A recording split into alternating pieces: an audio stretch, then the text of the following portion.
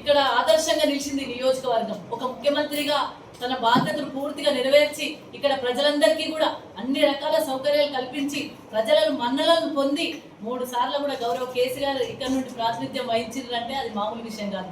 అంటే ఇక్కడున్న కాంగ్రెస్ నాయకులకు మనసులో పడతలేదు. ఇక్కడున్న కాంగ్రెస్ నాయకులు ఉనికి కోల్పోతామని భయం పట్టుకుంది. ఏదో రూపకంగా గూండాయిజమో ఏదో రూపకంగా మరి ప్రజలను పక్కదారి పట్టించాలని చెప్పేసి నెపంతోనే వాళ్ళు రావడం జరిగింది. చిటికేసి మాట్లాడతారు. ఏంటంటే అసలు కేసీఆర్ గారు ఎవరనుకుంటుందండి?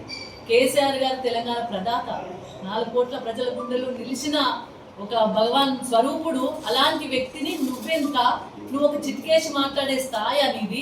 చిటికేసి మాట్లాడితే పెద్ద లీడర్ అయితా అనుకుంటున్నారేమో కానీ చిత్కరించుకుంటున్నారు ప్రజలు. గజ్వల్ ప్రజలే కాదు, తెలంగాణ ప్రజలు మిమ్మల్ని చీత్కరించుకునే స్థాయికి వచ్చిండ్రు. మీకు ధైర్యం ఉంటే, మీకు అభివృద్ధి చెయ్యాలనుకుంటే కేసీఆర్ గారు చేసిన అభివృద్ధిని మరిపించేంత చేసి చూపెట్టుండ్రి.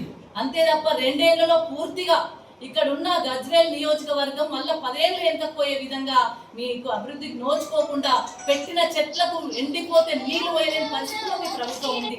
చెత్త ట్రాక్టర్లను కనీసం చెత్త తీసే స్టేజ్లో కూడా డీజిల్ వేయలేని పరిస్థితిలో మీ ప్రభుత్వం ఉంది. అలాంటి ప్రభుత్వం గురించి మీరు మాట్లాడుతుండ్రా?